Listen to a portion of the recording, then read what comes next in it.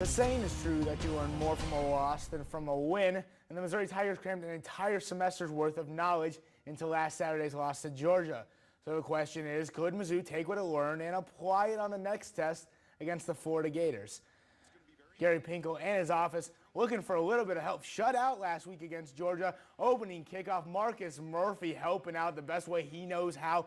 95 yards, showing off the Billy Butler speed. That's what speed do indeed. Murphy now holds the Mizzou record for kick return touchdowns with 6. Missouri up 7-0 early. Still in the first quarter, same score. Murphy up the right tackle, up the gut and into the end zone. 5 yards out. Missouri up 14-0. Murphy, 3 touchdowns on the day. And this would be the third touchdown. Third quarter, Mizzou up 20-0. It's Murphy again, a little shake and bake action going on. And he was the best, really the best offense for Missouri all night. Here, 82 yards on the punt return for the score. Tigers up 28-0 at that point in time. Who needs offense? Who needs a quarterback? Still in the third, Missouri defense getting on a fun. Shane Ray strips Jeff Driscoll, and Marcus Golden takes it in for the touchdown. Gets a little gator chomp action going on. Missouri up big, now currently up 42-7 in the fourth quarter. Moving on to the team that Missouri played last week, Georgia. Nick Chubb and the Bulldogs taking on the Arkansas Razorbacks early on. Chubb breaking a big run. Todd Gurley, 43 yards for the touchdown. Georgia up 17-6, same score. Hudson Mason finds Michael Bennett short of the first down here as they're driving, but targeting called on Arkansas. The linebacker gets kicked out.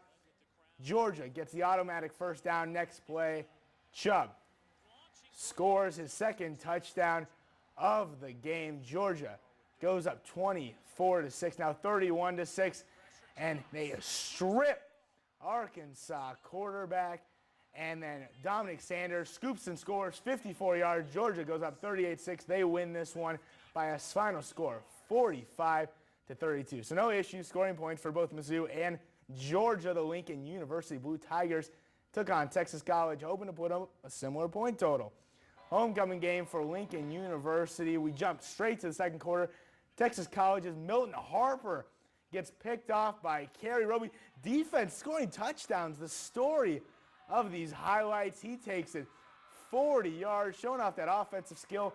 Blue Tigers up 28-0. And then in the second quarter, still in the second quarter, Lincoln quarterback Morris Henderson, he was really the story of the day. Goes 5 yards here, jumps over a guy and gets in for the rushing touchdown, 35-0 Lincoln. Henderson finished the day with 222 rushing yards, just absurd. And then as we mentioned, defense scoring all that it can. Lincoln wins this one 62-6. And with the win, the Blue Tigers got their second win of the football season. Hickman High School also in action, looking for its second win of the season. But the QBs came up a little bit short of that goal. Taking on Hazelwood Central, loses 31-0. Top-ranked Hawks are now undefeated with a 9-0 regular season record. Hickman finishes their regular season at 1-8. And with that, Hickman getting over the district playoffs for next week officially set. In Class 6, 6th-seeded Rockbridge will play at 3rd-seeded Fort Zumwalt West.